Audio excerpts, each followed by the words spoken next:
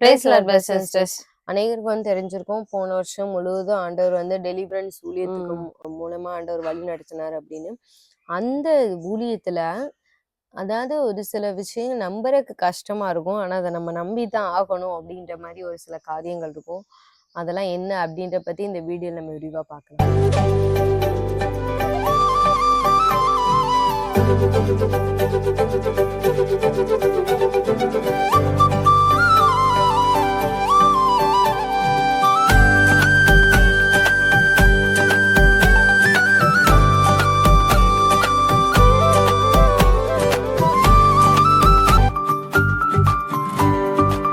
முதல்ல நம்ம ஜெமிமா சிஸ்டர்கிட்ட கேட்கலாம். நம்ம உனக்கு அதாவது இந்த விஷயம் எனக்கு நம்புற கஷ்டமா இருக்கு, ஆனா நான் வேற வழி இல்லை, நான் அதை நம்பிதான் ஆகணும் அப்படின்ற மாதிரி இருக்கிற ஏதாவது ஒரு காரியத்தை பற்றி முதல்ல பார்த்தோம் அப்படின்னா, இது என்னோட பர்சனலா இது முதல்ல பார்த்தோம் அப்படின்னா, சாபமே ரொம்ப ஒரு பெரிய ஒரு லெவல்ல நம்ம பொதுவா நம்ம வளர்ந்த கிறிஸ்தவத்திலே வளர்ந்தெல்லாம் ஆண்டவர் நமக்கு சாபமானா முன்னோர்களுடைய சாபத்தை ஆண்டவரே எடுத்துருங்க அந்த ஒரு சிங்கிள் வார்த்தையில மட்டும்தான் நம்ம இருந்திருப்போமே ஒழிய, அது சாபம் என்னங்கிறத ஆராய்ஞ்சு அது ஸ்பெசிபிக்கா அது ஆண்டவருடைய ரத்தத்தினால முறிக்கிறது, இதெல்லாமே இந்த டெலிவரன்ஸ் வந்ததுக்கு அப்புறம் தான் அவர் கத்துக்கிட்டேன். இந்த சாபத்தை பத்தி ஒரு பெரிய ஒரு விஷயம் கத்துக்கிட்டது இந்த டெலிவரன்ஸ். ஏன் அப்படின்னா, அநேகருக்கு பிளைண்டா என்ன சொல்லுவாங்கன்னா, அதெல்லாம் ஏசுட்டு வந்தாச்சு, சாபம் இல்ல, அது ஒண்ணுதான் சொல்லுவாங்களே தவிர உங்க வாழ்க்கையில அப்படி நீங்க என்ன சாபத்தை நீங்க உடைச்சீங்கன்னு கேட்டா கூட தெரியாது. முன்னோர்கள் ஏதாவது செஞ்ச சாபம் உங்க வாழ்க்கையில வந்துருந்துச்சு அப்படின்னாலும் தெரியாது. ஆனா அப்ப ஏன் இப்போ ஒரு சில காரியங்கள் ஆசீர்வாதம் வரல அப்படின்னா அதுக்கும் சொல்ல தெரியாது.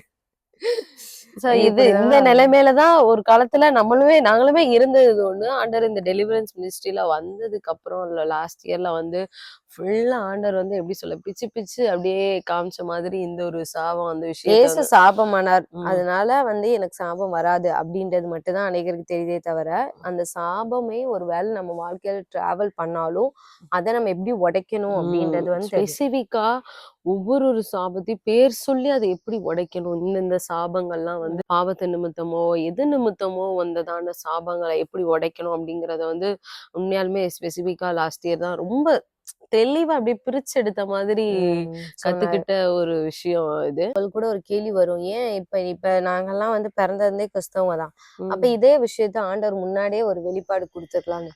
எப்பயுமே ஆவியானவருடைய ஒரு குணத்தை நல்லா புரிஞ்சுக்கோங்க. நம்ம என்னைக்கு அதை அக்செப்ட் பண்ண ரெடி ஆகுறோமோ அன்னைக்குதான் அவர் ஓப்பன் அப்பே பண்ணுவாரு அந்த விஷயத்த. இப்போ இதே விஷயத்த 10 வருஷத்துக்கு முன்னாடி எங்க கிட்ட ஏதோ ஒரு ஊழியக்காரங்களோ இல்ல ஒரு ப்ராஃபட்டோ இப்படி உங்க மேல ஒரு சாபம் இருக்கு, உங்க குடும்பத்துல ஒரு டிராவல் ஆகுது, உங்க தாத்தா இப்படி பண்ணிருக்காங்கன்னா நாங்க அந்த நேரத்துல அக்செப்ட் பண்ணிக்க மனநிலை கிடையாது. அதை எத்தனை ஊழியர் இவங்க ஏதோ கள்ளத்திகர்ஷனை சொல்றாங்க அப்படின்ற மாதிரி நாங்க அந்த நேரத்தை நினைச்சு அதை இது பண்ணிருப்போம். ஆனா ஆண்டவர் இந்த ரெவலேஷன் தந்து, ஒருவேளை நம்ம முன்னோர்கள் செய்த ஏதோ ஒரு தவறுகள்னால நம்ம வாழ்க்கையில ஏதோ சாபம் இருக்கலாமோ, அத நம்ம கண்டுபிடிப்போம் ஆண்டவரே எங்களுக்கும் ஒரு வேலை இருக்குமோ. ஏன்னா ஆரம்பத்துல ஃபர்ஸ்ட் நாங்க எங்களுடைய இதே ஃபர்ஸ்ட் பார்க்கல. ஏன்னா டெலிவரன்ஸ் மினிஸ்ட்ரியில வந்தோடனே ஓகே மக்களுடைய இது சாபம் இருக்கு அது இதுன்னு கொஞ்ச நாளுக்கு அப்புறம் தான் ஆண்டவரே சொன்னாரு, ஓகே இது அதுக்கப்புறம் தான் எங்களுக்கே இவ்வளவு ஆசீர்வாத குறைவுலாம் இந்த சாபத்தினால இருக்கு அப்படின்னா நம்ம குடும்பத்திலேயே இவ்வளவு ஆசீர்வாத குறைவுகள்லாம் இருக்கே, இன்னுமே ரெக்கவர் பண்ண முடியாம ஜெனரேஷனாவே இருக்கே. இப்ப எங்க ஃபேமிலி மட்டும் இல்ல, எங்க அப்பா அம்மா கூட பிறந்தவர்களுடைய குடும்பத்திலயுமே நிக்குதே. அப்ப நம்ம என்ன பண்ணலாம், அப்போ நம்ம குடும்பத்துல இவ்வளவு சாபம் இருக்கு. அதுக்கப்புறம் தான் எங்க குடும்பத்தினுடைய ஹிஸ்டரியை இதை பண்ணி அதுக்கப்புறம் அந்த ஹிஸ்டரி எல்லாம் ஆராய்ஞ்சதுக்கு அப்புறம் தான் அந்த அந்த அந்த ஏத்துக்கொள்ற மனப்பக்குவம் இருக்கிறத பார்த்ததுக்கு அப்புறம் தான் ஆவியானவர் அதை வெளிப்படுத்தவே ஆரம்பிச்சார். அதுதான் ஒரு இது. சோ அத கத்துக்கிட்டது உண்மையாமே ஒரு பெரிய ஒரு விஷயம் தான் இது. அந்த உள்ள ஒரு நாலேஜ் இனி நம்ம யார்கிட்ட கேட்டாலுமே நம்ம நிறைய சொல்லலாம். இப்போ ஏன்னா நாங்க கத்துக்கிட்டதை நாங்க லாஸ்ட் இயர் வரைக்கும் கம்ப்ளீட்டா சேனல்ல நாங்க போட்டிருக்கோம். இந்த சாபத்து இது வச்சே நிறைய போட்டிருக்கோம். அதுலயும் யாருக்கு உடஞ்சுன்னா உண்மையாமே அதை அக்செப்ட் பண்ணிக்கிறவங்க தான் அது கிரியேட் செய்யவும் செஞ்சு. இல்ல அப்படின்னா அதான் சொல்றேன், பிளைண்டா எனக்கு சாபம் இருக்காதுன்னு சொல்லுவாங்க. அப்ப ஏன் உங்க வாழ்க்கையில அதே மாதிரி பிரச்சனை இன்னும் டிராவல் பண்ணுது, அப்படி வம்சமா டிராவல் பண்ணுதுன்னு கேட்டா அவங்களுக்கு அதுக்கு பதில் சொல்ல தெரியாது.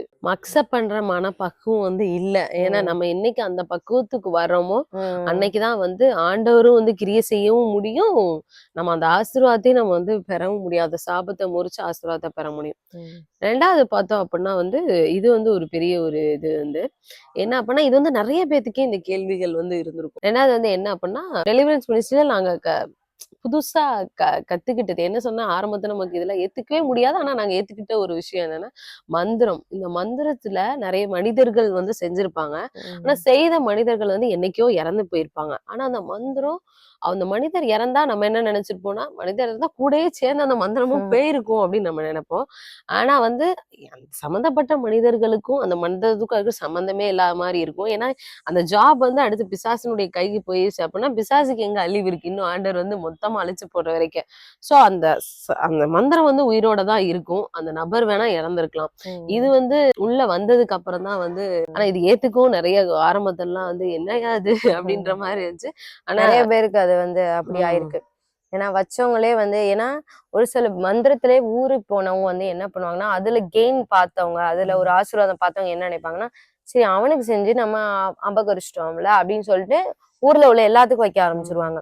ஆனா யாராவது ஒருத்தவங்கள வந்து அது வந்து திருப்பி அடிச்சிரும். அது வந்து ஒண்ணும் பண்ண முடியாம திருப்பி அடிச்சிரும். இப்படி எப்படினாலும் அந்த இது என்ன சொல்லுவாங்க, மந்திரம் அந்த வச்சவங்க பட்டயத்தால எடுக்கிறோம், பட்டயத்தால சாவான்னு சொல்ற மாரி, அந்த மந்திரத்த எடுக்கிறவன் மந்திரத்தாலேயே செத்துருவான் கடைசில. அந்த மாரி இருக்கும். ஆனாலும் அது ஏன் நம்ம வாழ்க்கையில சில நேரம் கிரிய செய்யுதுன்னா, அவர் சொன்ன மாரி அந்த ஸ்பிரிட் வந்து சாகாது. அது அசுத்த ஆவி வந்து எப்பயும் சாக போறதில்ல. ஆண்டவர் மொத்தமா அழிக்கிற வரைக்கும் அது வந்து சாக போறது கிடையாது. அதனால அநேகருடைய வாழ்க்கையில வந்து அதுக்கு வந்து அந்த கிரிய செய்யுது. மந்திரங்கள் வந்து கிரியை செய்றது. இதெல்லாம் கத்துக்கிட்டோம். போன வருஷம் இந்த டெலிவரன்ஸ்ல இது வந்து கத்துக்கிட்ட ஒரு ம். பெரிய விஷயம். ஏன்னா ஒரு சில பேருக்கு வந்து அந்த ஸ்பிரிட்டுடைய இது எப்படின்னா, ஒரே ஆளே தொடர்ச்சியா வந்து வச்சுக்கிட்டே இருப்பாங்க. அவங்களுக்கு வாழ்க்கையில அந்த ஒரு எதிரி மட்டும்தான். ஆனாலும் அதனுடைய இதுனா, இவன் வந்து சரி நல்ல ரட்சிக்கப்பட்டு இவன் ஜெபத்துக்குள்ள வந்ததுக்கப்புறம் என்னால பண்ண முடியல அப்படின்னு சொல்லும். அதாவது இப்ப இவங்க வந்து நல்ல ஒரு விசுவாசியா தான் இருக்காங்க. இப்ப நல்லா ஃபயரா இருக்காங்க. இது பண்ண ஆனா இந்த எழுதப்பட்ட கையெழுத்து எப்ப எழுதப்பட்டதுன்னா, இவங்க ரட்சிக்கப்படுறதுக்கு முன்னாடி எழுதப்பட்ட ஒரு சில கையெழுத்துகள். அந்த அப்ப கையெழுத்த நமக்கு குலைக்கப்படணும். ம். கொலோசியர் 2:14 இருக்கு. நமக்கு எதிரடையாகவும் கட்டளைகளால் நமக்கு விரோதமாகவும் இருந்த கையெழுத்தை குலைத்து அதை நடுவில் இராதபடி எடுத்து சிலுவையின் மேல் ஆணி அடித்து துரைத்தனங்களையும் அதிகாரங்களையும் முறிந்து கொண்டு வெளியேறங்கரமான கோலமாகி அவைகளின் மேல் சிலுவையிலே வெற்றி சிறந்தார். இதுவும் அதே மாதிரி தான். நம்ம என்னைக்கு அந்த அக்செப்ட் பண்ற மனநிலைக்கு ஒரு வேளை அந்த காலத்துல நமக்கு விரோதமா ஏதாவது ஒரு மந்திரங்கள் இருக்குமோ அப்படின்ற அந்த அந்த இதுக்கு எப்ப இருதே வருதோ அன்னைக்குதான் ஆவியானவர் அதையுமே வெளிப்படுத்துறாரு. ஏன்னா இங்க வந்து நிறைய பேருக்கு டெலிவரன்ஸ்ல நிறைய பேருக்கு அந்த அற்புதம் நடந்திருக்கு. ஏன்னா அவங்க அதை பிலீவ் பண்றாங்க. ஓகே, ஒரு சில பேருக்குலாம் ரொம்ப நியூவா இருந்திருக்கு. இவங்களாம் மந்திரம் வச்சு இவ்வளவு ஒரு இத்தனை நாள் வரைக்கும் இப்படிலாம் இருந்திருக்கா அப்படிங்கறதெல்லாம் வந்து நிறைய ரகசியங்கள் வந்து வெளிப்பட்ட ஒரு ஒரு இதுதான். அது வந்து நம்மளுமே என்னைக்கு அந்த லெவலுக்கு வரும் ஆண்டவரே, என் வாழ்க்கையில மந்திரமா இருந்தாலும் சரி, சாபமா இருந்தாலும் சரி, எதுவா இருந்தாலும் அஸ்திபார பிரச்சனை. இது ஆமா. எல்லாமே அஸ்திபார பிரச்சனை. அதாவது இந்த அஸ்திபாரத்தை கிளியர் பண்ணாம நம்ம எதுவுமே கட்ட முடியாது. இந்த மந்திரங்கள், சாபங்கள், தலைமுறை தலைமுறையா வர எல்லாமே அஸ்திபார பிரச்சனைகள். இது எல்லார் லைஃப்லயும் இருக்குன்னு சொல்ல முடியாது. ஆனா 80% பேர் இதுல கஷ்டப்படுறாங்க. அப்ப இந்த அஸ்திபார பிரச்சனையை நான் ஏன் தலைமுறையில ஏன் இந்த சந்ததியில நான் ஏன் தலைமுறையில நான் உயிரோடு இருக்கக்கு முன்னாடி நான் இதை சரி பண்ணணும். அந்த வெறித்தனம், அந்த வைராக்கியம் எப்ப நமக்கு வருதோ அப்பதான் வந்து ஆவியானவர் வந்து அந்த கண்களையே நமக்கு திறக்கிறார். இந்த விஷயத்த பாக்குற அளவுக்கு நம்ம மேலோட்டமா சொல்லிக்கலாம். நம்ம எங்கிட்ட எல்லாம் ஒரு சாபமும் இல்லப்பா. எங்களுக்கு அந்த நான் பிறந்ததுல இருந்தே கிறிஸ்தவத்துல இருக்கோம். நாங்களும் பிறந்ததுல இருந்தே கிறிஸ்தவத்துல தான் இருந்தது. இருந்தாலும் வந்து ஒரு சில நேரம் நம்மளுடைய அஸ்திபாரங்கள் வந்து இன்னும் ஸ்ட்ராங் ஆகாம இருக்கிறத வந்து ஆண்டவர் வெளிப்படுத்தி கொடுத்து, முக்கியமா இந்த 2 விஷயங்கள்ல ஆண்டவர் வந்து ரொம்ப ஒரு ஞானம் கொடுத்து ஆண்டவர் வெளிப்படுத்தி கொடுத்து அதை வந்து சரி பண்ண உதவி செஞ்சிருக்காரு. அப்புறம் இன்னொரு ஒரு சில பேர் கேள்வி வரும். பாதாளத்துக்கு ஆவிகள் போயிருச்சு அப்படின்னா திருப்பி நம்ம வாழ்க்கையில வந்து எப்படி சில பிரச்சனைகள், அதாவது அந்த ஸ்பிரிட்டே வந்து நமக்கு எப்படி பார்த்து அந்த 7 மடங்கு ஆவியெல்லாம் கொண்டு வரும் அப்படின்ற மாதிரி. வறண்ட நிலங்கள்ல வந்து ஒரு சில பேர் வந்து அப்படியே அனுப்பிடுவாங்க போ அப்படின்னு சொல்லிட்டு, வறண்ட நிலங்கள் இல்ல.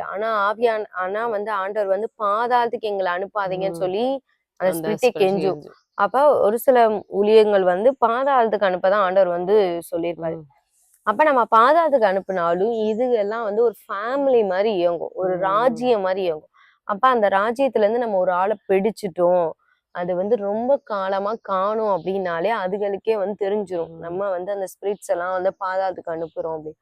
அப்பனா அதுக்கு வந்து கூட இருக்கிற மித்த ஆவிகளை வந்து நமக்கு திருப்பி அனுப்பி பார்க்கும், வேவு பண்ணி இப்ப இவன் எப்படி இருக்கான், உள்ள என்ட்ரி ஓப்பன் டோர் ஏதாவது இருக்கா, நம்ம உள்ள போக முடியுதா அப்படின்னு. மத்தபடி பாதாளத்துக்கு அனுப்பப்பட்ட எந்த ஆவிகளும் திருப்பி திருப்பி வராது. வராது. சோ இதெல்லாம் வந்து டெலிவரன்ஸ் மினிஸ்ட்ரில கத்துக்கிட்டதான விஷயங்கள் வந்து இதெல்லாம். நான் பர்சனலா வந்து எந்த விஷயம் நான் கத்துக்கிட்டேன் அப்படின்னா, ஒரு சில இது வந்து நல்லா ஹைட் ஆயிக்கும். ஒரு சில ஸ்பிரிட் வந்து நல்லா ஹைட் ஆயிக்கும். என்னைக்கு நம்ம அந்த சுபாவத்தை நம்ம ஒப்பு கொடுக்குறோமோ, இப்போ ஒரு உதாரணத்துக்கு இப்ப கசப்பு தான் வந்து எனக்குள்ள வந்து இருக்கிற ஒரு பெரிய இதுன்னு வச்சுக்கோங்களேன். அந்த கசப்ப வந்து நான் கசப்புக்கு பின்னாடி ஒரு அசுத்தாவி வந்து கிரியை செய்யும். அதாவது யாரு வந்தாலும் அவன் மேல இவன் பாரு, இவன் இந்த காரியத்தை பண்ணிட்டு இருக்கான், நீ இவன் மேல கசப்பா தான் இருக்கும் பாரு, அங்க பாரு, அந்த அவன் பாரு, உன்னைய பாரு இப்படி செய்யறான், நீ இவன் மேலயும் கசப்பா தான். ஆக மொத்தம் அந்த ஸ்பிரிட்டோடைய வேலை என்னன்னா, ஊர்ல உள்ள எல்லார் மேலயும் குறை கண்டுபிடிச்சு எல்லார் மேலயும் கசப்பா இருக்கிறத வைக்கதான் அது வேலை. அப்ப ஒரு நாள் வந்து நான் உணரணும், ஆண்டவரே எனக்கு இந்த கசப்பே வேண்டாம். அந்த ஸ்பிரிட்டே போகாட்டினாலும் நமக்கு கான்சியஸ் இருக்கும். ஸ்பிரிட் பக்கத்துல இருந்து நம்ம தூண்டினாலுமே நமக்கு கான்சியஸ் இருக்கும். ஏன்னா லேகியோன் வந்து சங்கிலியால கட்டப்பட்டு தான் இருக்கான். ஆனா இயேசு கிறிஸ்து வரப்ப அவனுக்கு ஒரு கான்சியஸ் இருந்துச்சு. இருந்தனாலதான் வாங்கணும்னு எந்திரிச்சு வாங்கணும். எதிர்கொண்டு இப்படி வாரான். அதனால நிறைய பேர் என்ன நினைச்சுக்கிறாங்கன்னா, அவங்க பிசாசுடைய பிடியில இருக்காங்க, அவங்களுக்கு என்ன நடக்குன்னே தெரியாதுன்னு நினைக்கிறாங்க. கண்டிப்பா கிடையாது. உங்களுக்கும் ஒரு கொஞ்சம் குறிப்பிட்ட லெவல் கான்சியஸ் இருக்கும். அப்ப அதனாலதான் இயேசுட்ட அவர் எத்தாப்புல வர்றாரு. அப்ப அந்த அந்த கசப்பின் ஆவியின் பிடியில் நீங்க இருந்தாலுமே உங்களுக்கு ஒரு கான்சியஸ் சொல்லும், என்னதான் இருந்தாலும் நம்ம இப்படி கசப்பாவே எல்லார் மேலயும் இருக்கக்கூடாது அப்படின்றது. அப்ப அந்த இடத்துல ஆவியானவரே என்னால முடியல, இந்த ஸ்மாவத்தை நான் எப்படியாவது நான் விடுறேன், இந்த கசப்பை நான் விடுறேன்னு சொல்லும் போது ஆண்டவர் அந்த ஸ்பிரிட்டுக்கு மேல உள்ள அந்த கனெக்ஷனை துண்டிக்கிறார். ஏன்னா நம்ம இதை அக்செப்ட் பண்ணா மட்டும்தான் அந்த ஹைடா இருக்க ஸ்பிரிட் வந்து வெளியே வந்து பாதாளத்துக்கு போகும். இல்ல அப்படின்னா அது உள்ளேயே உட்காந்துக்கும். உள்ளே உட்காந்து நம்மள திருப்பி கெடுத்துட்டே இருக்கும். ஒருத்தவங்களுக்கு எல்லாம் வந்து அந்த ஒரு குறிப்பிட்ட ஒரு ஸ்பிரிட் அவங்க குடும்பத்துக்குள்ள அது இருக்குன்றத ஆண்டவர் வெளிப்படுத்திட்டாரு. அது பயங்கரமா அலைக்கழிச்சிட்டு இருக்கு. ஆனா அந்த குறிப்பிட்ட நபரால அதை ஏத்துக்கொள்ள முடியல. அது ஏத்துக்கொள்ள முடியலன்ற அவரால் ஏத்துக்கொள்ள முடியலன்ற ஒரே ஒரு காரணத்துக்காக அந்த ஸ்பிரிட் அது போக மாட்டேங்குது. அப்ப நம்மளுடைய லைஃப்ல நம்ம டெலிவரன்ஸ் வந்து எந்த காரியத்தினால நமக்கு வேணும்னு வாஞ்சிக்கிறோமோ அப்பதான் அந்த ஸ்பிரிட்டே போகும். இல்லன்னா ஆவியானவரே நினைச்சாலும் அது போகாது. அடுத்து பார்த்தோம் அப்படின்னா வந்து மன்னிக்காததுனால பிறரை வந்து மன்னிக்காததுனால ஒரு சில நேரம் வந்து பிசாசு வந்து ஒரு வெளியே போகாதது அந்த ரைட்ஸ் எடுத்துட்டு அது ரொம்ப ஒரு என்ன இது மன்னிக்காததுக்கு அவ்வளோ ரைட்ஸ் கேட்டதை வந்து டெலிவரன்ஸ் இதுல நாங்க லாஸ்ட் இயர் பார்த்த ஒரு விஷயம். ஸோ மன்னிப்புனால நம்ம என்னமோ பெரிய பெரிய தன்மையா அவங்கள மன்னிக்கிறோம் நம்ம கிடையாது, நம்ம ஆசீர்வாதத்துக்காக நம்ம மன்னிக்கிறோம். நான் முன்னெல்லாம் ஒருத்தவங்க இப்ப பெருந்தன்மையா நாங்க மன்னிச்சிட்டோப்பா அப்படின்னு ஆண்டர் அது லாஸ்ட் இயர் தான் நல்ல ஒரு இது, நம்ம ஆசீர்வாதத்துக்காக தான் நம்ம பிறரையே மன்னிக்கிறோம் அப்படிங்கிற ஒரு தன்மை வந்து இன்னொன்னு மன்னிக்காதனால நம்மளுடைய வாழ்க்கையில எவ்வளவு ஆசீர்வாத குறைவு இருந்திருக்கு அப்படிங்கிறதையும் வந்து ஒரு பெரிய ஒரு லெசன் தான் அதுவும். அப்புறம் இன்னொன்னு என்ன அப்படின்னா, நம்ம எப்ப வந்து வாய் திறந்து நம்ம இல்ல எனக்கும் உனக்கும் சம்மந்தம் கிடையாது, அதாவது நீங்க என் வாழ்க்கையில இருக்குது எனக்கு விருப்பம் கிடையாது அப்படின்றத நம்ம ஸ்ட்ராங்கா நம்ம சொல்றோமோ அப்பவே அந்த பிசாசுக்கு வந்து அதனுடைய ரைட்ஸ் வந்து போயிடுது. ஆமா, சில பேர் பிசாசு வந்து என் கூட இருக்கதே எனக்கு ஸ்ட்ரென்த்ன்னு நினைக்கிறவங்களாம் இருக்காங்க. நாங்க முன்னாடி ஒரு சகோதரி கேள்விப்பட்டிருக்கோம். இப்ப வந்து அந்த பையனுக்கு வந்து கொஞ்சம் அப்நார்மல்னா என்ன அப்படின்னா, மனுஷனா ஒரு ஒரு காரியத்தை இப்ப தூக்க முடியாது. இப்ப ஒரு டேபிள் ரொம்ப வெயிட்டா இருந்து வைங்களேன், மனுஷீக பலத்துல அது தூக்க முடியாது. ஆனா அவன் வந்து அதை தூக்குவான். அப்ப அங்க கூடி இருக்கவங்க எல்லாத்துக்குமே தெரியும் இவனுக்கு பின்னாடி ஒரு சில அட்டாக்ஸ் இருக்குன்னு. ஆனா அவனுடைய பர்சனலா அவன்கிட்ட கேட்டா அவனுக்கு வந்து அது பெருமை. ஏன்னா எல்லாராலையும் செய்ய முடியாத ஒரு சில காரியத்தை அவன் செய்யறான். அது இன்னும் ஒரு சில பேர்லாம் இது பண்ணீங்கன்னா சாப்பாடு ஒரு மனுஷனால இவ்வளவுதான் சாப்பிட முடியும்னு ஒரு அளவு இருக்கு. அதை தாண்டி ஒரு மனுஷன் சாப்பிடறான்னா அது வந்து ஒரு ஸ்பீட் தான். அப்ப எனக்கு வேண்டான்றத அவன் வந்து ஃபர்ஸ்ட் வந்து முடிவு எடுக்கணும். அவன் தான் தனிப்பட்ட முறையில எனக்கு இது வேண்டாம் அப்படின்னு. இல்ல எனக்கு இதுதான் பெருமை, இப்படி நான் சாப்பிடறதுதான் நான் பெருமை அப்படின்னு அவன் நினைச்சானா அந்த ஸ்பிரிட் வந்து எனக்கு வேணும்னு அவன் நினைக்கிறான்னு அர்த்தம். இன்னொன்னு வந்து கத்தி கத்தி சில பேர் பேசுவாங்க. ஆக்சுவலி அதுக்கு பின்னாடி வந்து ஒரு ஸ்பிரிட் இருக்கும். ஆனா அதுதான் எனக்கு பெருமை அப்படி அதான் ஒரு மனுஷனால அவ்வளவுதான் கத்த முடியும்னா அவ்வளவுதான் கத்த முடியும். அதை விட எக்ஸ்ட்ரீமா ஒருத்தவங்க இது பண்றாங்க அப்படின்னா அதுக்கும் பின்னாடி ஒரு ஸ்பிரிட் இருக்கு. அது எனக்கு வேண்டாம் அப்படின்றத அந்த தனிப்பட்ட நபர் வந்து முடிவு எடுக்கணும். அந்த உடன்படிக்கை அந்த அந்த அசுத்தாவியோட இருக்க அந்த உடன்படிக்கைய முக்கியமா முறிக்கும் போதுதான் வந்து அந்த ஸ்பிரிட்டுக்கும் நமக்கும் இருக்க அந்த சம்பந்தங்கள் வந்து போகும். அதுக்கப்புறம் தான் ஆண்டவர் தான் நமக்கு புது சுபாவங்கள்லாம் வந்து ஆண்டவரே இயற்கையில் நமக்கு படைத்த சுபாவங்கள்லாம் வெளியவே வர ஆரம்பிக்கும். இன்னொன்னு ஒண்ணு வந்து இந்த டெலிவரன்ஸ்ல கத்துக்கிட்ட ஒரு ஸ்பிரிட் வந்து என்னன்னா ஃபெமிலியர் ஸ்பிரிட். அந்த ஃபெமிலியர் ஸ்பிரிட்னா ஒரு சிம்பிள் என்னன்னா நமக்கு யார் ஃபெமிலியரா இருக்காங்களோ அவங்க முகத்தை காமிச்சு வரதான் ஃபெமிலியர் ஸ்பிரிட். அது கனவுலையும் நிறைய அந்த சேட்டைகள் ரொம்ப பண்ணும். ஏன்னா நமக்கு சம்பந்தப்பட்டவங்க முகத்தை காமிச்சு வர்றப்ப நம்ம அதை அப்படியே நம்பிடுவோன்றனால அந்த ஃபெமிலியரான முகத்தை காமிச்சு வரும். அதனால எல்லா கனவும் வந்து நீங்க வந்து ஆவியான துணையோட தான் இன்டர்பிரட் பண்ணணும். ஒருத்தவங்க உங்களுக்கு உண்மையாமே உங்க உறவினரா இருப்பாங்க, ஆனா அவங்க ஏதோ தீமையான காரியம் செய்யற மாதிரி கனவுல வரும் உங்களுக்கு விரோதமா. அப்ப நமக்குள்ள வந்து அது ஒரு கசப்பா வந்துரும். ஆனா ஆக்சுவலி அது கிடையாது. அது வந்து அவங்க முகத்தை காமிச்சு வர்ற ஒரு ஸ்பிரிட். இது ஒண்ணா. இன்னொன்னு வந்து என்னன்னா ஒரு சில பேருக்கு அவங்க குடும்பத்துல இறந்து போயிருப்பாங்க. ஆனா இவங்க என்ன நினைப்பாங்கன்னா அவங்க மேல உள்ள பாசத்தினால நமக்கு வந்து அந்த இது இருக்கட்டும், அவங்க அந்த கனெக்ஷன் இருக்கட்டும் அப்படின்னு நினைப்பாங்க. ஆக்சுவலி அது கிடையாது.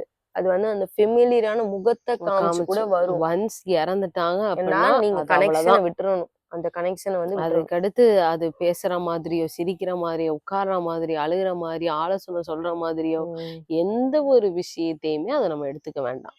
ஜென்ரலா சொன்னா இறந்ததான் அது அவ்வளவுதான். அது ஒய்ஃபாவே இருந்தாலும் அதுதான். அது எவ்வளவு பெரிய உறவா இருந்தாலும் சரி, எவ்வளவு நெருங்கிய உறவா இருந்தாலும் சரி, இறந்துட்டாங்க அப்படின்னா அதனுடைய இது அவ்வளவுதான். இனி நம்ம விசுவாசத்தோட நம்ம காத்திருப்போம். பரலோகத்துல போய் நம்ம அவங்கள பார்க்கலாங்கிற விசுவாசம் வேணா இருக்குமே வெளிய. அவங்க என் கனவுல வந்து சிரிச்சாங்க, நாங்க 2 பேரும் பேசணும், அங்க போனோம், இந்த பண்ணோம், இது எல்லாமே வந்து அசுத்தாவினுடைய வேலைகள். அதனால அதுக்கும் நம்ம வந்து ரொம்ப எச்சரிக்கையா இருக்கும். இந்த வீடியோ உங்களுக்கு ரொம்ப பிரோஜனமா இருந்திருக்கும் அப்ப நாங்க விசுவாசிக்கிறோம். நாங்க வந்து இப்போ ஓரளவு வந்து இந்த டெலிவரன்ஸ் மினிஸ்ட்ரியில வந்து நாங்க கத்துக்கிட்டதான ஒரு சில விஷயங்கள், ஒருவேளை நீங்களுமே வந்து லாஸ்ட் இயர் வந்து நீங்களுமே நிறைய கத்துக்கலாம். ஒருவேளை டெலிவரன்ஸ் வந்தவங்க நீங்களுமே வந்து பாத்துட்டு இருந்தீங்கன்னா நீங்களுமே நிறைய விஷயங்கள் கத்துருக்கலாம். இதெல்லாம் ஆண்டவர் வந்து லாஸ்ட் இயர் வெளிப்படுத்தி காமிச்சிருக்காரு அப்படின்னா இந்த இயர்ல வந்து ஒரு ஒரு நோக்கம் இருக்கும் நிச்சயமா. ஏன்னா நம்ம விட்ட ஒரு ஆசீர்வாதங்கள் இதுல நிறைய விஷயங்கள் நம்ம இழந்திருப்போம் எல்லாமே. இந்தியால வந்து அந்த ஆசீர்வாதம் ஆண்டவர் பெரும்படியாவே நம்மளை சீர்படுத்தி இருக்க ஒரு வருடமா நம்ம போன வருஷத்தை நம்ம பார்த்து இந்த வருஷம் ஒரு ஆசீர்வாதத்தை நம்ம பெற்றுக்கொள்கிற ஒரு பெருக்கத்தின் வருஷமா நம்ம பார்த்தோம் அப்படின்னா நிச்சயமா வந்து ஆண்டவர் வந்து நம்மளுக்கு இந்த ஆண்டுலயும் நமக்கு ஆசீர்வதிப்பார். ஒருவேளை உங்களுக்கு இந்த சத்தியங்கள்லாம் தெரியல அப்படின்னா லாஸ்ட் இயர் நாங்க போட்ட எல்லா வீடியோஸ்லயுமே ஓரளவு நீங்க பாருங்க. நிச்சயமா வந்து உங்களுக்கு வந்து அதுல இருந்து உங்களுக்கு ஒரு நாலேஜ் கிடைச்சிருக்கும் அப்படி நாங்க விசுவாசிக்கிறோம். மீண்டும் அடுத்த ஒரு வீடியோல உங்களை சந்திக்கிறோம். கர்த்தர் உங்களை ஆசீர்வதிப்பாராக.